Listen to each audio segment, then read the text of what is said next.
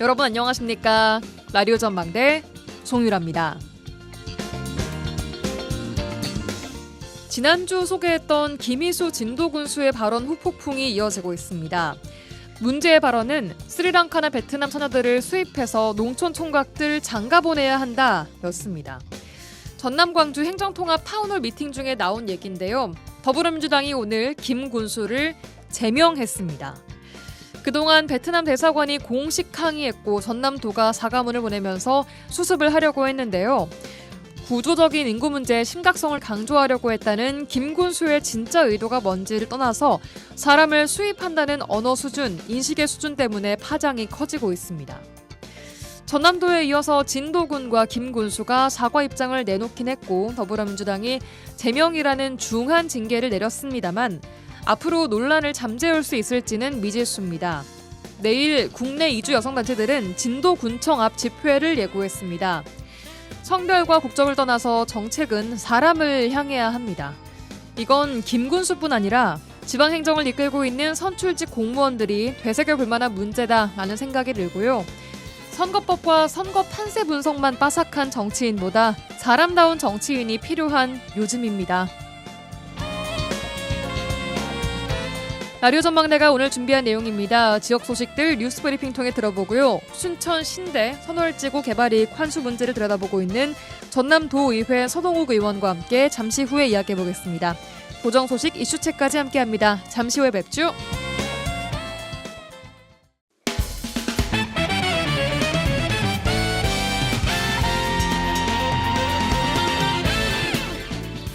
라디오 전망대가 2월 9일 월요일에 준비한 내용 출발합니다. 지역 뉴스부터 정리해보죠. 뉴스 브리핑 GBS 뉴스의 차범준 국장과 함께하겠습니다. 연결되어 있습니다. 나와 계십니까? 네, 안녕하세요. 네, 안녕하세요. 먼저 주말 사이 사건 사고 소식부터 좀 정리를 해보겠습니다. 일단 전남 동부권 지역 내에서도 화재가 잇따랐습니다. 네, 지난 7일이었습니다. 오후 12시쯤 순천시 해룡면의 한 아파트에서 불이 났다는 신고가 접수됐는데 이 소방당국이 장비와 인력을 투입해 19분 만에 불을 완전히 진화했지만 이 화재로 인한 인명피해는 발생하지 않았습니다. 네. 같은 날이었습니다. 7일 오후 5시 58분 이 고흥군 도덕면의 한 창고에서 화재가 발생해 60대 주민이 화상을 입고 병원으로 옮겨져 치료를 받고 있는데 해당 화재로 창고와 가재 도구 등이 불에 타 소방당국 주산 7,400만 원의 재산 피해가 발생했습니다. 네. 7일 오전 여수 돌산에서는 교통사고로 2명이 병원으로 이송되는 사고가 발생했는데요. 1톤 트럭이 전봇대를 들이받는 사고가 발생했고 신고를 받고 출동한 구조대가 운전자 등 2명을 구조해 현장에서 응급처치를 실시하고 병원으로 옮겨져 치료를 받고 있습니다. 네.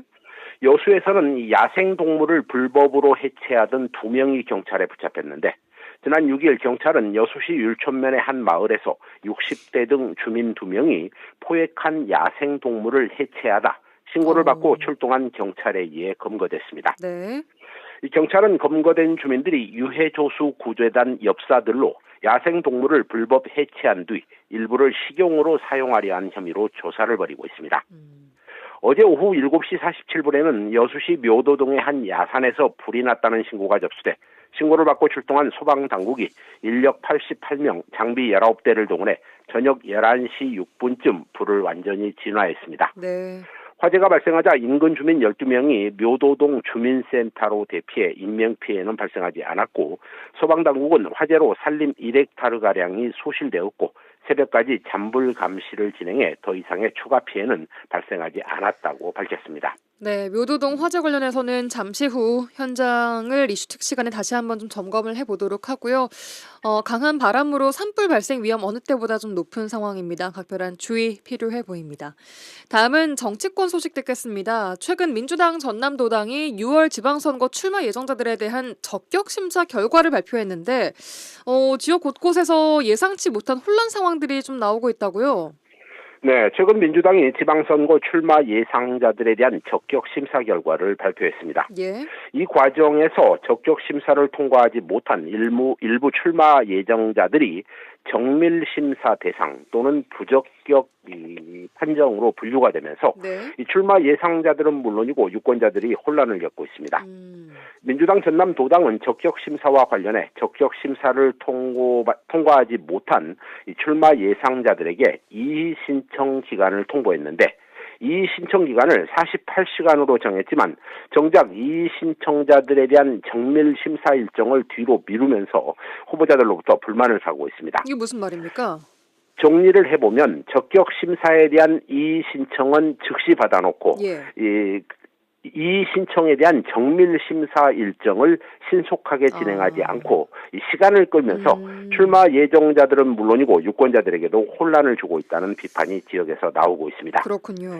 당장 이번에 민주당 적격 심사를 통과하지 못한 출마 예정자들이 정밀 심사를 통과할지 여부를 두고 이 지역의 여러 추측과 소문이 이 SNS를 통해 나돌면서 선거 분위기가 혼탁해지고 있다는 지적도 나오고 있습니다. 네, 출마를 염두에 두고 있는 사람들에게는 사실 적격 심사 여부가 통과 여부가 정치적인 사법 선고나 좀 마찬가지라고 볼 수 있을 텐데 혼란을 줄이기 위한 적격 심사 일정이나 발표 시점에 대한 좀 더 세심한 관리가 아무래도 필요해 보입니다. 네, 민주당 적격심사 발표 이후 부적격 대상자나 또 정밀심사 대상으로 분류된 출마 예상자들은 개별적으로 이 신청 사실을 공개하고 정밀심사를 통해 적격으로 통과될 것이다. 이런 식의 입장 표명을 잇따라 내고 있습니다. 네. 또 일부 후보자들은 경쟁 상대자의 적격 심사 결과를 사실상 후보자 자격이 박탈된 것이 아니냐 이런 식으로 또 공격하고 있는 상황입니다. 예. 이 출마 예정자들과 유권자들이 혼란이 커지고 있는 원인, 이 민주당의 심사 일정과 절차에서도 찾아볼 수 있는데요. 지역 일부에서는 전남도당 공천위원회가 정밀심사 대상자로 분류된 일부 출마 예상자들로부터 이 신청을 접수했지만 이 즉각적인 심사에 착수하지 않고 이 심사 착수를 이 설 명절 이후로 넘길 것이다 이런 추측도 나오고 있습니다. 이 정밀심사 일정이 뒤로 미뤄질 경우 이 심사 결과를 기다리는 동안 이 심사를 요청한 후보자들은 이 마냥 그 심사 결과를 손을 놓고 기다려야 되는 상황인데요. 그렇겠네요. 일부 출마 예정자들은 민주당 전남도당이 적격 심사 발표를 정밀 심사까지 모두 마무리한 뒤에 차라리 일괄로 발표했더라면 이 불필요한 혼란을 줄일 수 있었을 것이라며 정밀 심사와 발표 등에 대한 후속 절차가 신속하게 진행되었어야 하는 게 아니냐 이런 불만을 표출하고 있습니다. 예. 이 같은 지역 일부의 혼란 상황에 대해 민주당 전남도당 측은 언론을 통해 정밀 심사 결과 이 부적격자로 판단이 될 경우에는 이 중앙당의 최고위원회를 거쳐 최종 적격 여부가 결정되기 때문에 이 최종 심사 결과가 나오기까지는 시간이 걸릴 수밖에 없다. 이런 원론적인 입장을 밝히고 있습니다. 예, 알겠습니다. 자, 이어서 전남 도교육감 선거 이야기도 해보겠습니다. 얼마 전에 전남 도민공천위원회가 교육감 도민 후보 경선 후보를 좀 공천하겠다라는 내용을 전해드렸었는데 공천위의 일정이 전남 광주 통합 절차랑 맞물리면서 일부 후보들이 좀 반발하고 있다고요. 네, 전남도 교육감 경선 후보를 선출하기 위해 후보 통합을 추진해온 이 전남 도민공천위원회가 이 광주 교육감 공천위원회와 통합 단일화 제안을 발표하면서 후보 간 합의로 이 경선 절차를 기다리고 있던 이 도교육감 일부 후보들이 반발하고 있습니다. 예. 이 특정 후보 측에서는 경선에 참여한 후보들과 최종적인 협의도 없이 광주 공천위원회와의 이 통합 단일화를 제안하고 전남의 경선을 연기하겠다고 이 위원회가 발표한 것은 이 민주당의 민주적인 정당성의 붕괴라며 반발하고 있습니다. 예. 이 특정 후보는 민주화 진보라고 규정해온 도민공천위원회가 정작 민주주의의 핵심인 합의 절차와 수기를 생략했다며 비난하고 있습니다. 네. 이 전남 도민공천위원회는 앞서 김혜룡 전 대통령 소속 국가교육위원회 디지털 AI 교육특별위원과 문승태 전 순천대학교 부총장, 또 장관호 전 전교조 전남지부장 등 3명을 경선 최종 후보로 접수한 바 있습니다. 예, 통합 관련해서 자꾸 크고 작은 이슈들이 계속 생겨나고 있는 것 같은데요. 전남 공천위의 입장은 어떻습니까? 네, 후보 경선 일정을 중단하고 광주 공천위와 통합 단일화를 제안한 전남 도민공천위원회는 언론을 통해 교육감 선거가 이 광역 단위로 선거구가 확대될 경우 이 기존의 방식으로는 시도민들의 요구를 반영하기 어렵고 또 승리도 장담할 수 없다며 통합 단일화가 필요하다 이런 입장을 보이고 있습니다. 예. 이 같은 전남도민공천위원회의 입장에 대해 특정 후보 측은 광주의 진보 후보에 대한 단일화는 이미 진행 중에 있고 이 말도 안 되는 제안으로 경선을 연기한다는 일방적인 주장은 혹시 특정 후보를 염두에 둔 부당한 처사가 아니냐 이렇게 반발하고 있습니다. 네. 이 특정 후보 측은 전남 경선은 이미 진행 중이었고 또 후보자와 실무기구 간 합의가 축적이 된 상태였는데도 전남공천위원회가 이를 무시하고 통합 후보 및 경선 일정 연기를 발표한 것은 전남도민의 선택권을 유보하고 박탈하는 결과라며 반발 수위를 높여가고 있습니다. 그렇군요. 이 특정 후보는 누굽니까? 김혜룡 후보 측에서 집중적으로 이런 문제를 제기하고 있는 것으로 알고 있습니다. 알겠습니다. 여기까지 듣겠습니다. 뉴스브리핑 GBS 뉴스의 차범준 국장이었습니다. 고맙습니다. 네, 고맙습니다. 지역의 이슈를 직접 체크해드립니다. 이슈 체크. 네, 오늘도 이미지 리포터와 함께하겠습니다. 어서 오십시오. 네, 안녕하십니까? 네, 안녕하세요. 오늘 어떤 이슈 체크해볼까요? 네, 오늘의 이슈 체크. 주말에 발생한 여수 산불 현장 체크해봤습니다. 네, 앞서 뉴스브리핑 시간에 잠깐 언급을 했다시피 주말 동안 지역 곳곳에서 화재가 발생했습니다. 네. 여수에서는 일단 민가 주위 야산에서 저녁 시간에 산불이 발생을 했죠. 어제였나요? 네, 맞습니다. 어제 저녁 7시 47분경 여수시 묘도동 온동마을 야산에서 화재가 발생했습니다. 이 화재가 발생한 야산은요, 이 해안가에 인접한 높지 않은 야산으로요. 산불은 야산 중턱에서부터 꼭대기 부근까지 약 1헥타르가량을 태우고 신고 접수 후 2시간 30여 분 만에 불길이 잡혔습니다. 네, 화재가 발생한 시간이 들으신 것처럼 저녁 시간이었고요. 네. 어제 오후 전남 동부권 전 지역에 일단 유독 바람이 좀 세차게 불면서 네. 진화가 어려웠다고 들었어요. 네, 맞습니다. 이 여수 소방서에서는요, 산불 진화 차량 등 장비 19대와 인력 90여 명을 투입해서 진화 작업을 벌였는데요. 어제 오후 여수 지역 전역에 강풍주의보가 발효된 상황이었습니다. 네. 또 특히 화재가 발생한 묘도 여수 산단 인근 지역에는요, 초속 13.5m의 강풍이 불었는데요. 어제 뉴스나 기사를 통해서 이 화재 현장을 보신 분들 아시겠지만 바람이 너무 많이 불어서 연기가 하늘로 바로 올라가지 못하고 사방으로 이렇게 흩어졌어요. 그러니까 바람에 따라서 이쪽으로 갔다가 저쪽으로 갔다가 이런 상황이었거든요. 그랬군요. 또 불씨가 바람을 타고 주위에 메마른 나무까지 옮겨붙을 가능성이 높아서 이 산불 현장을 바라보는 마을 주민들은 뜬 눈으로 밤을 지새워야 했습니다. 여기서 막 빌글 하고 있어. 막 여기 빌고 여기 퍼뜩 그냥 우리들이 밤이 되는 게 여애들이 어쩌건가 여기서만 이제 채를 보고 있는 거라. 가도 못해 어두워서 어쩌건가. 할매들도 잠도 못 자고 꼬그라고 눈을 해하고 채를 보니라고 전이에 바람이 분 게 살아나면 어쩌건가. 계속 놀고 있어 그 사람들. 차가 빽빽 대져 있는데 무차가 산에 못 올라가니까 차가 거기서 불을 끌 수가 없어요. 차길이 없어서. 처음에 겁나대 진짜. 불이 막 쫙 퍼져갖고 빈틈없이 다 올라오는데 저쪽에서 내려오면 저 밑에 사는 사람들이 어찌 될까 싶어 애가 터져 죽겠더라고. 그래서 거기 바람이 그래도 다행히 여기서 저쪽으로 불어서 쫓아보냈지. 저기서 열이 벗으면 이 동네 집 있는데 다 내려왔을 거예요 불이.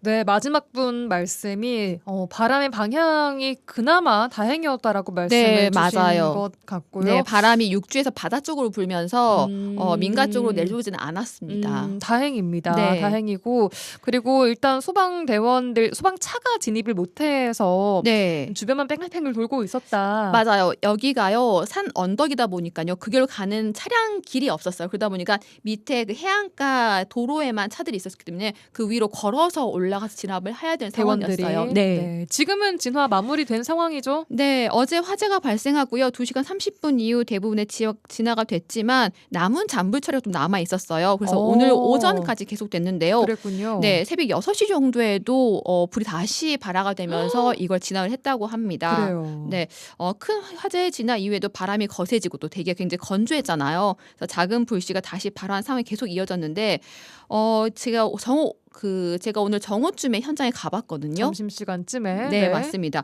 그때까지도 화재 현장 부근에요. 장작 타고 난 냄새 있죠.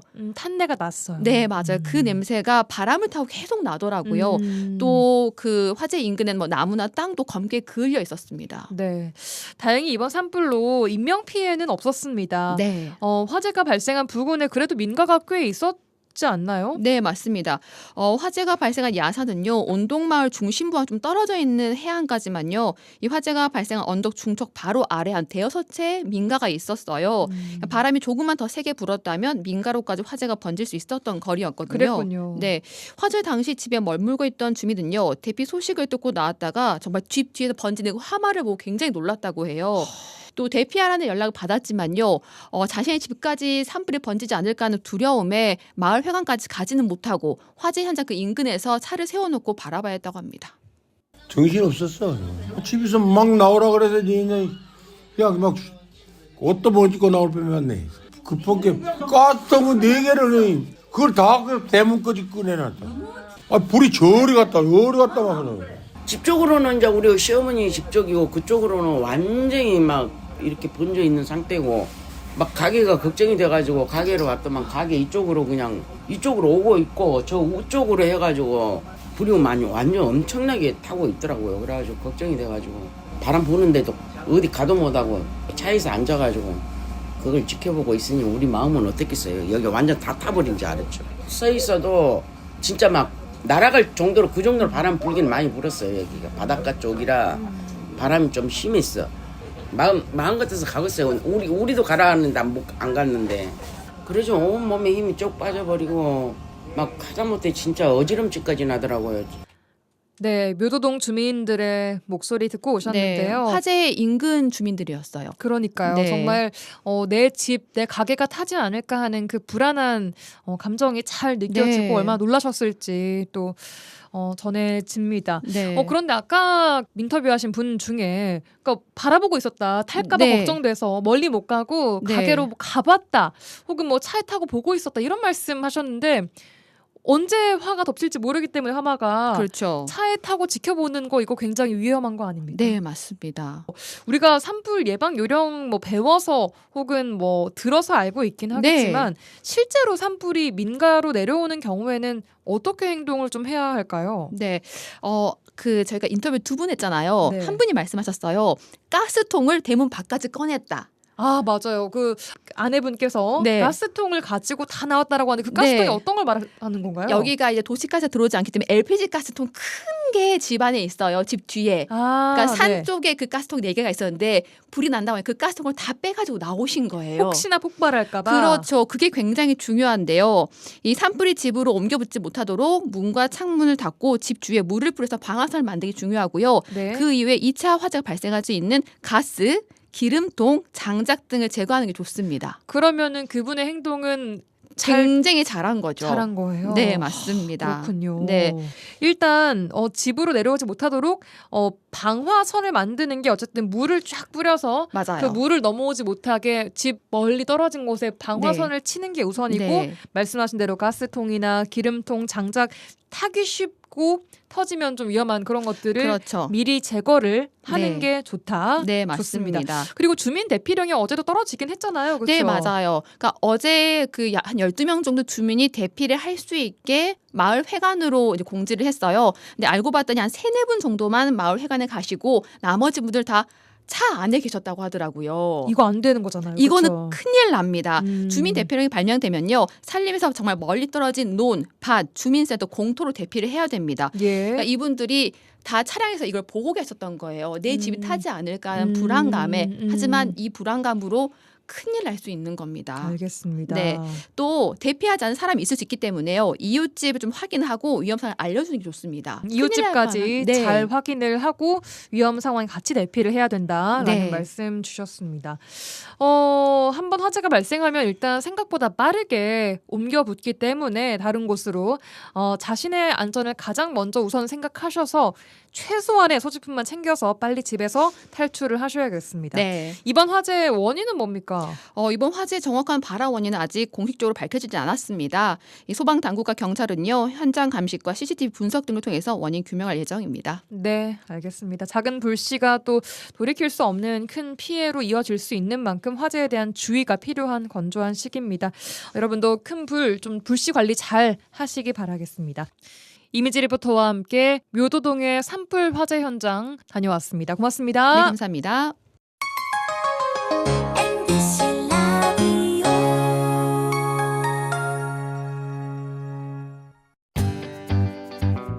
지영민과 함께하는 친절한 시사. 여기는 여수 MBC 송유라의 라디오 전망대입니다.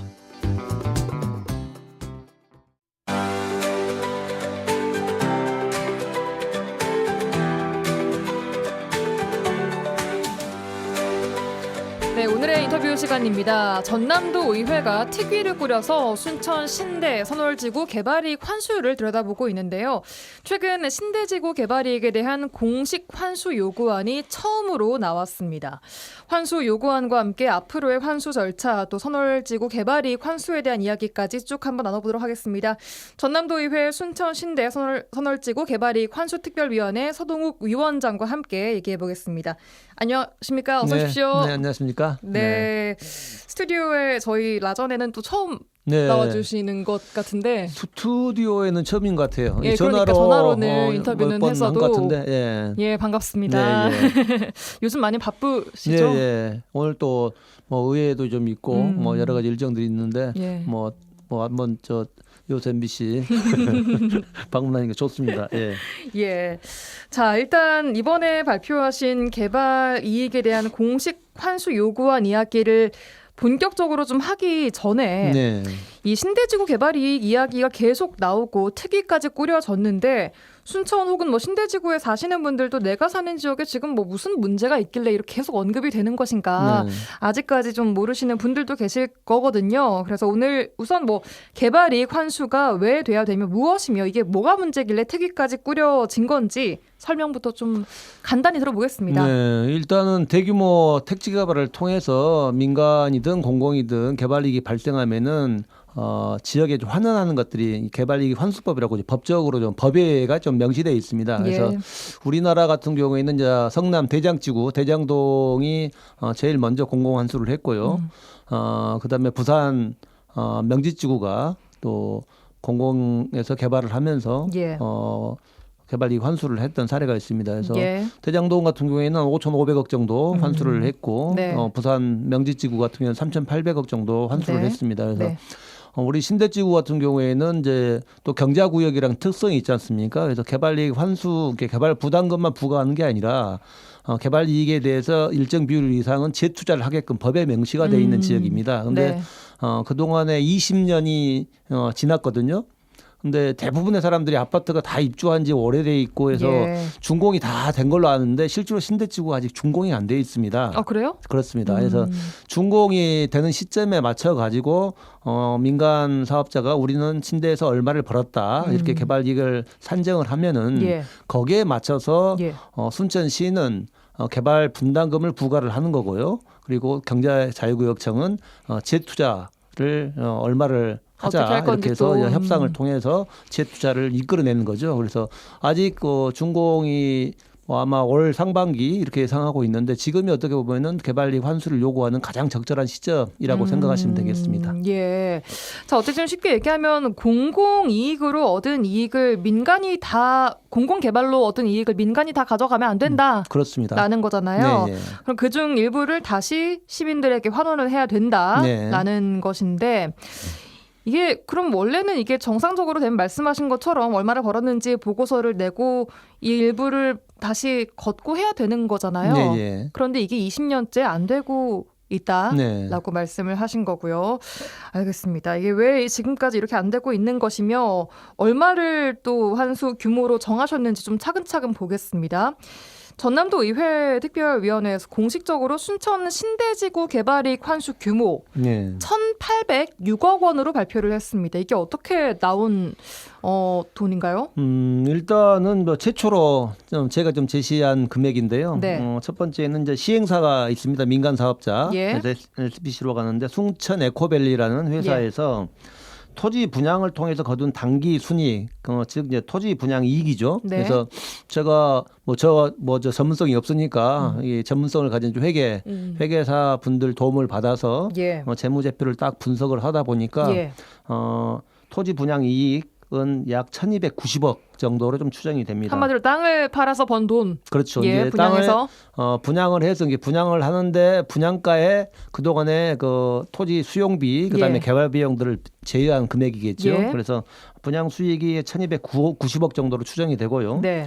두 번째는 이제 신대지구가 애초에 7,000세대로 계획을 했습니다. 예. 그런데 이후에 개발계획 변경 등을 통해서 11,730세대로 늘어났거든요. 예. 그래서 4,730세대 늘어난 4,730세대에 대해서 예. 세대당 1억 원이라는 분양 이익들을 좀 적용하다 보니까 4,730억 정도가 추가 이익이 좀 발생했다고 보여지고요. 예. 그래서 이 두 금액을 합쳐서 전체 개발 이익 중에서 30% 수준인 1,806억 정도는 지역의 시민들에게 환원해야 된다.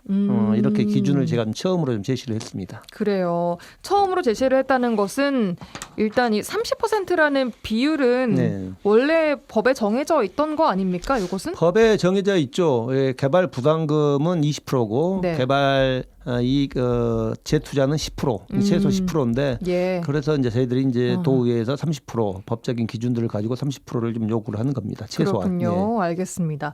아까 잠깐 언급해주신 순천 에코밸리 중흥건설의 특수 목적 법인이지 않습니까? 네, 여기가? 그렇습니다. 예. 이 순천 에코밸리가 신대지구 개발로 얻은 수익 규모가 아까 말씀하신 1,290 플러스 4,730억 원 요거라는 말씀이신 네. 거예요?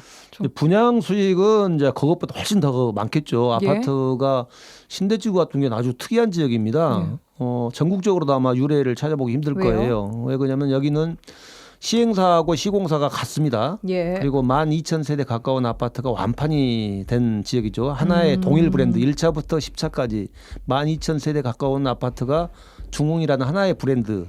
아파트 이름이 똑같은 거죠. 그렇습니다. 예. 1차부터 10차까지. 몇 차만 다를 뿐. 네, 그렇습니다. 그래서 뭐 대부분 뭐 시민들이 알 만한 분들은 최소한 조 단위 이상의 분양 수익을 얻었다라고 좀 생각을 하죠. 그래서 예.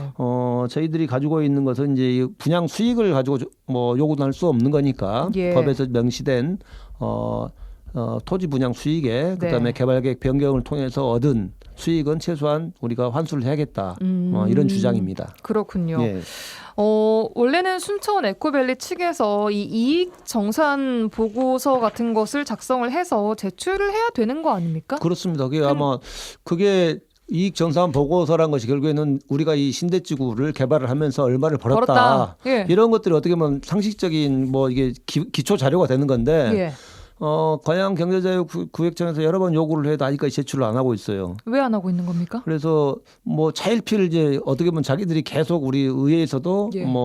압박을 좀 하고 이런 어떤 개발이익 환수에 대한 요구들이 높아지다 보니까 예. 부담감을 느껴서 그런지 몰라도 아직까지 뭐 한 몇 개월 동안에 아직까지 내지를 않고 있거든요. 그래서 이것은 기본적으로 이 자료가 좀 제출이 되지 않으면은 예. 실질적으로 이제 구체적인 수익 규모 저희들이 이제 재무제표나 이런 것들을 통해서 객관적으로 볼 수도 있지만은 네. 사업자가 생각하는 것들이 좀 다를 거 아닙니까? 그래서 그런 것들을 좀 제출을 해야 되는데 그런 부분들에 대해서 상당히 좀 협조를 좀 안 하고 있는 그런 상황입니다. 그렇군요. 네. 그럼 이 정산 뭐 이익 보고서라고 얼마를 벌었다라는 것을 그 업체 측에서 낸 것은 없으나 일단 네. 수익 규모는 추정을 하신 겁니까? 그럼 아까 그 아니죠. 본인들이 밝힌 재무제표 매년 발표하는 예. 재무제표의 상에 나와 있는 거니까 토지 분양 수익에 그런 건 나와 근접해 있고요. 있는 거죠. 그래서 거기서 저희들이 이제 거기 보면은 뭐 자기들이 매출 이익에 비해서 뭐 순이익이라는 거 결국에는 자기들이 관리 비용 있는 거 다 제하고 나온 것들이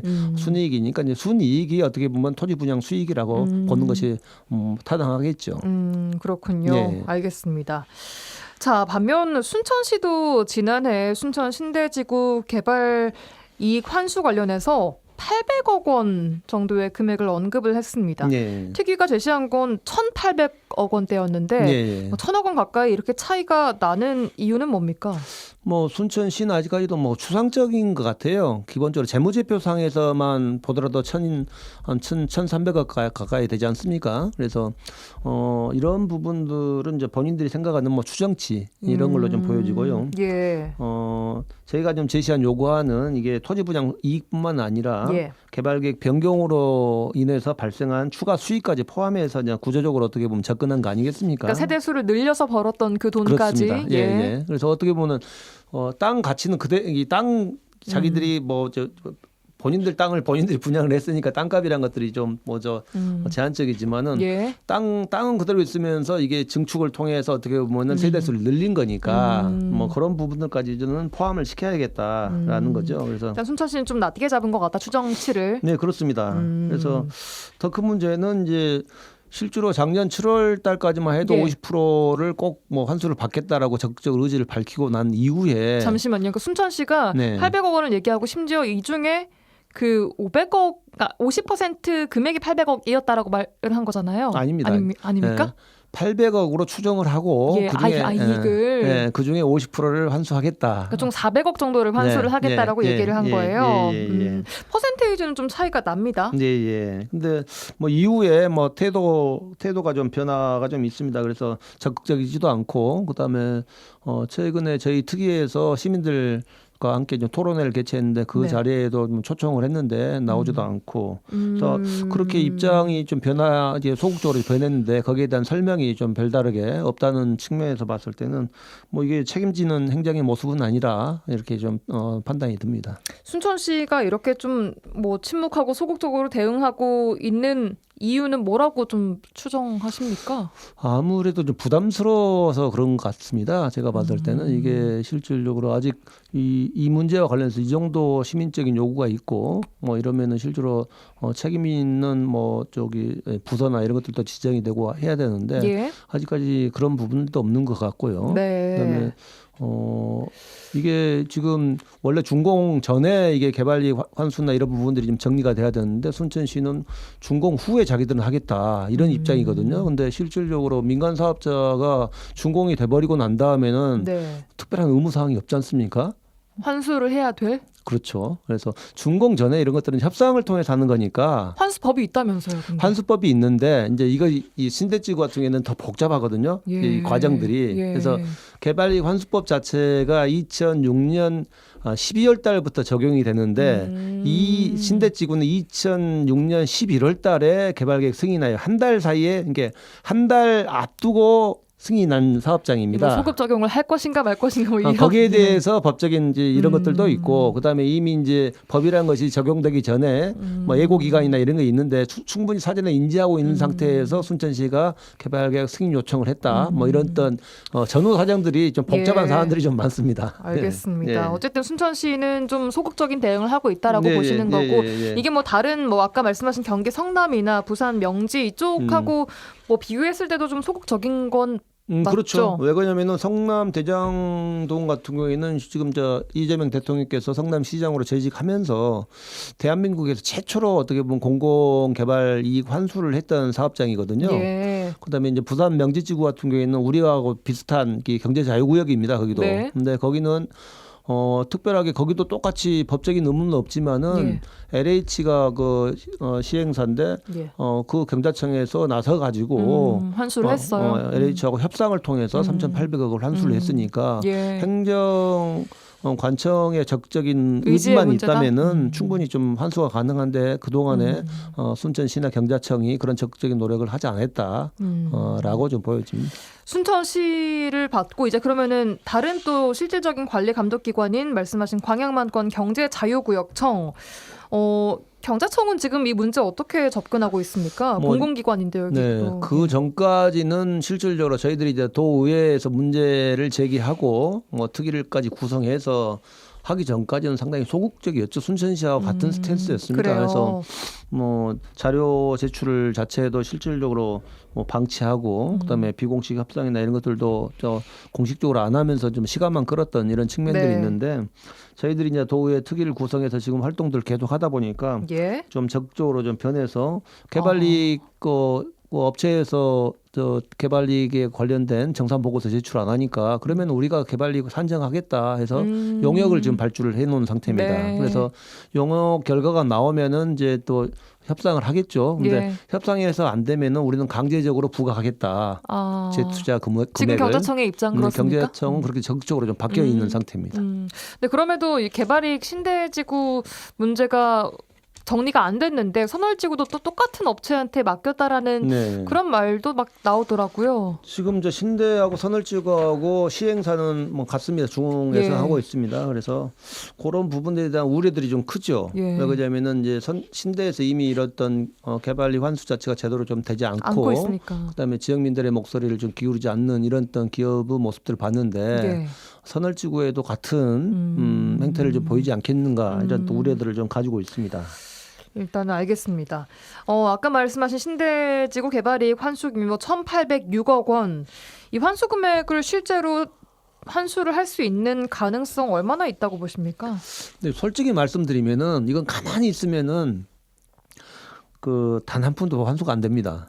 이게 그래요? 지금 20년 동안 어떻게 네. 보면은 행정에서 단 한 번도 뭐 공문으로나 이렇게 요청을 한 사실이 없거든요. 네. 그리고 실질적으로 의회나 이런 데서 문제 제기를 안 했다면은 뭐 그냥 그대로 묻혀가지고 갈 수도 있는 사안이었습니다. 근데 예. 의회에서 이제 문제 제기를 하고 그러다 보니까 뭐 개발이익 환수 자체 공식적인 이 의제로 좀 떠오르면서 논의가 좀 되고 있고 네. 행정권청에서도 좀 적극적으로 좀 나서려는 또 이런 또 의제들도 보이는 거 아니겠습니까? 그래서 이게 개발이익 환수에 대한 목소리들이 그동안에 없다 보니까 발생을 했는데 네. 지금 이제 금액 자체도 좀 중요하지만은 무엇보다 중요한 것이 이제라도 좀 환수를 할 수 있게끔 우리 의회도 그러지만은 시민적인 관심들이 좀 요구가 되고 그래서 그 힘의 무게에 따라서 요구하는 목소리의 무게에 따라서 이 환수 금액은 결정이 될 거다라고 좀 생각을 합니다. 전남도 의회에서 이렇게 특위까지 꾸리고 난 이후에 시민들의 여론 반응들은 좀 변한 것 같습니까? 어때요? 네, 아무래도 좀 관심들 좀 많이 가지시고 저희들이 이제 토론회도 신대지구 동부청사 가서 토론회도 했거든요. 그래서 예. 토론회 때도 많은 말씀 주시고 그래서 시민적인 관심들은 갈수록 좀 높아지고 있다라고 좀 생각을 합니다. 그렇군요. 예. 자, 2,806억 원이라는 환수 금액을 뭔가 다 받진 못하더라도 어쨌든 개발이익 환수가 일정 부분 된다면 네. 다시 신대지구 개발에 써야 되지 않겠습니까, 이게? 그러죠. 일단은 재투자는 이제 신대지구에 좀 되는 게 맞는 것 같고요. 네. 왜 그러냐면은 이게 7,000세대로 계획했던 도시가 지금 12,000세대 가까이 세대 수가 늘어나면서 네. 그러면 거기에 맞춰서 도로나 제반 뭐 문화 복지 시설이나 이런 어떤 인프라 자체를 늘려줘야 되는데 네. 도로는 7,000세대 때 계획했던 도로 그대로고 그다음에 거기에 필요한 뭐 주차장이나 이 문화 뭐 복지 시설들이나 이런 것들은 그대로다가 보니까 예. 신대 쪽에 사시는 분들이 뭐 주차난이나 과밀 학급이나 부족한 뭐 문화 인프라 이런 부분들에 대해서 어려움들을 지금도 호소하고 있습니다. 그래서 네. 이게 이제 재투자 협상이 잘 마무리가 돼서 뭐 재원이 마련된다면은 예. 시민들이 가지고 있는 여러 가지 요구들 생활적인 요구들 자체를 뭐 주차장이나 예. 아니면은 뭐 문화예술회관, 뭐 복지관, 뭐 이런 부분에 이제 우선순위를 정해서 예. 재투자가 이루어진 게 맞다고 봅니다. 알겠습니다. 지금 전남도 의회에서 내놓은 환수 요구안이 공식적으로 시행사 측에 전달은 됐습니까? 이 1,806억 원이라는 것을 낸 이후에? 이것은 이제 제가 지난주에 이제 특위 위원장 자격으로 이제 제 개인적인 그동안에 이제 특위 내에서 좀 공감했던 부분들, 그다음에 지적됐던 부분들을 좀 모아서 네. 대강의 안들을 좀 제시를 한 거고요. 예. 네, 설 연휴 지나면 이제 특위 회의를 개최를 해서 예. 특위 안으로 공식적으로 확정 지어서 순천시나 경자청에다 공식적으로 공문으로 요구를 할 계획입니다. 그렇습니다. 예, 예. 앞으로 특위에서 좀 어떤 활동들을 추가로 해 나가실 계획이세요? 뭐 일단은 제일 중요한 것이 이제 개발 이익의 규모나 환수 기준을 정하는 거겠죠. 그 다음에 이제 개발 이익 정산이나 환수에 이르기까지 전 과정들을 좀 새로 좀 모니터링을 할 필요가 있습니다. 책임 소재의 문제들이나 네. 이런 부분들도 좀 해야 되고요. 그 다음에 단순하게 이제 신대지구 사례가 신대지구로 그치는 게 아니라 인접한 선월지구뿐만 아니라 전남에도 비슷비슷한 택지개발이나 공공개발 사업장들이 있는데 네. 이게 공공에서 발생한 개발 이익들을 민간에 그다음에 지역민들에게 좀 환수하는 그런 어떤 사례들이나 모델들을 만들기 위해서라도 이번에 신대지구 개발 이익 환수 문제에 대한 정확한 결론들, 그다음에 시민적인 요구들을 좀 수용하는 이런 어떤 모델들을 만들 필요가 있겠다 이런 생각들을 가져봅니다. 네, 그러니까 앞으로 공공개발 관련해서 하나의 원칙 혹은 좋은 설 예를 우리 지역 내에서 잘 세워야 한다라고 보시는 거고 이게 신대지구가 돼야 된다라고 말씀을 그렇습니다. 주시는 거죠. 네, 알겠습니다. 선월지구도 이제 개발이 막 되고 있는 만큼 이번 게 잘 해결돼야지만 또 바로 이어서 이런 문제들이 또 발생하지 않지 않겠습니까? 그렇습니다. 알겠습니다. 네, 오늘 순천 신대 관련해서 개발 이익 환수 금액 이야기를 좀 해봤는데요. 전남도에서 이게 나온 것이고 앞으로 좀 어떻게 될지 지켜봐야겠습니다만 말씀하신 대로 이 시민들한테 다시 이 금액이 잘 돌아가서 재투자될 수 있기를 좀 함께 지켜보고 또 바라보겠습니다. 예, 알겠습니다. 오늘 여기까지 듣겠습니다. 전남도의회 서동욱 의원과 함께했습니다. 고맙습니다. 네, 고맙습니다.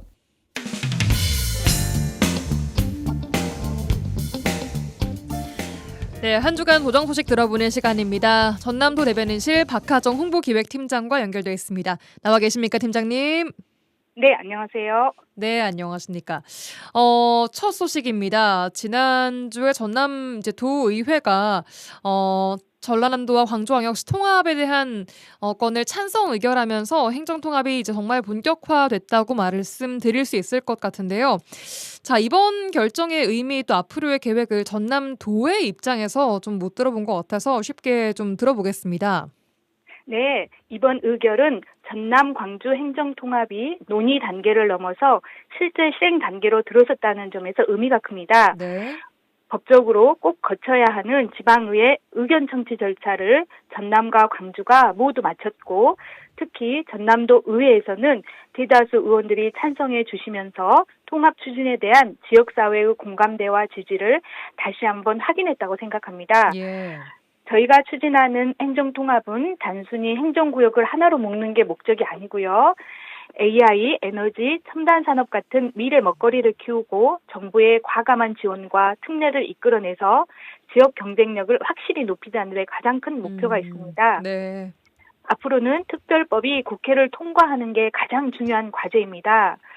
300여 개의 특례가 특별법에 제대로 반영이 되어야 통합의 효과를 체감할 수 있기 때문에 김영록 지사는 오는 9일, 오늘이죠. 강 시장과 지역 국회의원들과 함께 국무총리와 면담을 진행하고 10일과 11일 국회 행안위 법안 소위 심사에서도 핵심 특례가 반영되도록 적극 대응할 계획입니다. 네, 이제 지방의회를 넘어서 국회 통과만이 좀 남아있는 상황입니다. 한편 대기업들이 300조 원 규모의 지방 투자 계획을 발표를 했습니다. 전남 광주 행정통합에 발맞춰서 앞으로 좀 어떤 투자 유치에 나설 것이며 어떤 계획을 가지고 있는지도 좀 들어보겠습니다. 전남도 차원에서요. 네, 이번 발표는 지방 입장에서는 정말로 반가운 소식입니다. 그동안 수도권에만 집중되어 왔던 투자가 지방으로 방향을 튼다는 건 지역 경제의 큰 기회이기 때문입니다. 전남 광주도 이 흐름을 놓치지 않고 적극적으로 대응해서 전체 300조 원 가운데에서 최소한 150조 원 이상은 우리 지역으로 반드시 유치하겠다는 목표를 세웠습니다. 그리고 또 여기에 그치지 않고 전남 광주 특별시 출범을 계기로 첨단 산업을 중심으로 추가로 300조 원 규모의 신규 투자를 더 끌어와서 총 450조 원 투자 시대를 열겠다는 계획입니다. 단순히 공장 몇 개 들어오는 수준이 아니라 반도체, 2차 전지, AI, 수소, 우주, 항공과 같은 미래 산업을 집적화해서 전남 광주를 대한민국 첨단 산업의 핵심 거점으로 키우겠습니다. 네, 알겠습니다. 다음 소식입니다.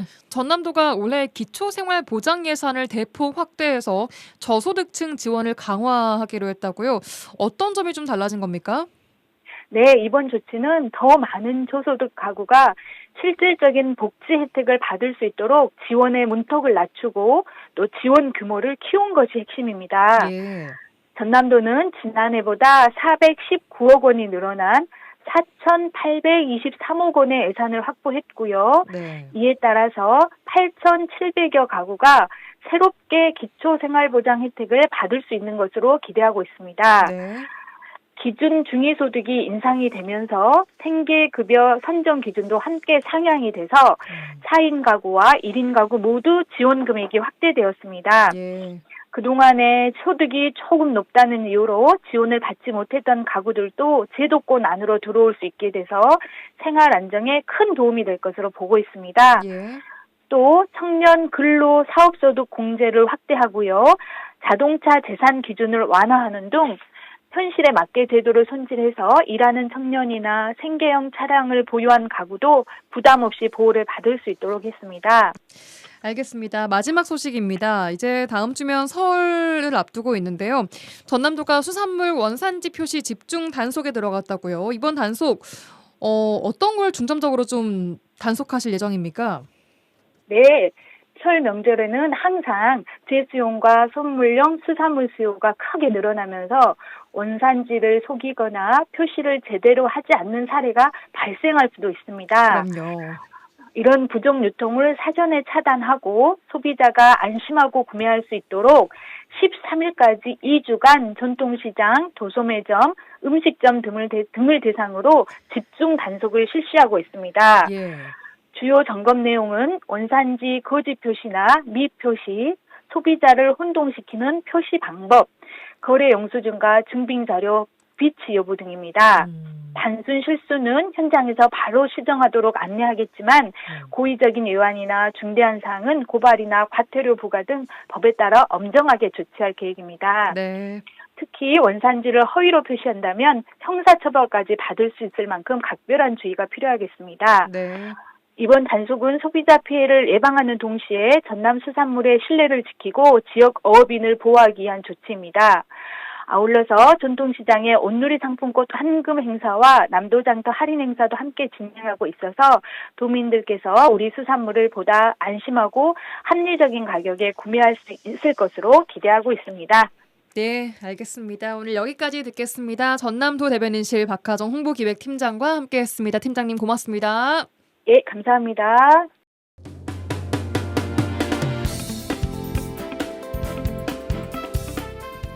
라디오 전망대가 2월 9일 월요일에 준비한 내용은 여기까지입니다. 저는 내일 돌아오겠습니다. 구성 이선화 연출 송유라였습니다. 고맙습니다.